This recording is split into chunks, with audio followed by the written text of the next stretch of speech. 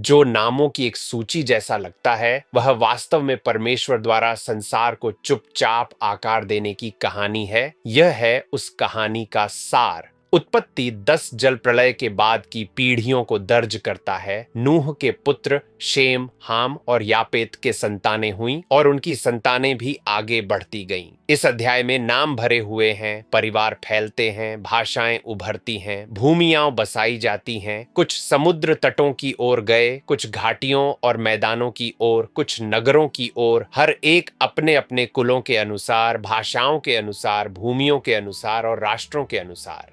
यह अध्याय नाटकीय कहानियां नहीं सुनाता। कोई चमत्कार नहीं, कोई न्याय नहीं, कोई प्रार्थना दर्ज नहीं, केवल आगे बढ़ना। मनुष्य पृथ्वी पर फैलता जाता है, ठीक वैसे ही जैसा परमेश्वर ने आज्ञा दी थी।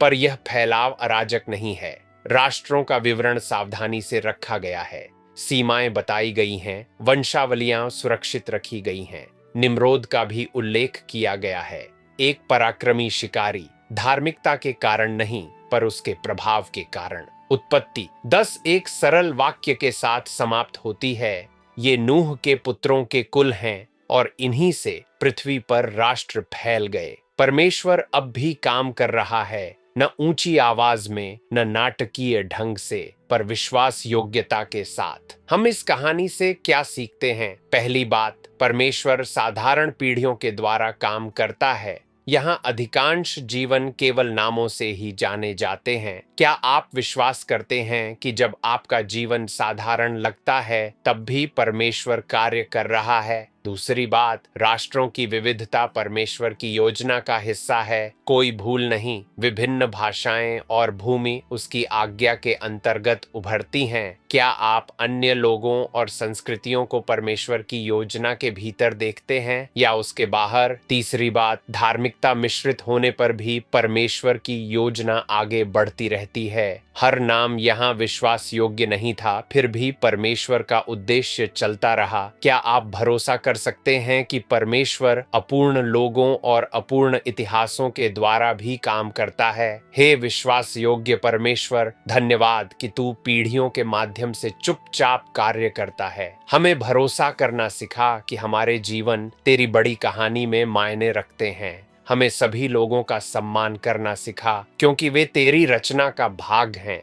जब हमारा काम अनदेखा लगे, हमें स्मरण दिला कि तू अब भी इतिहास को आकार दे रहा है। हमें अपने स्थान और समय में विश्वास योग्य बनाए रख। आमीन।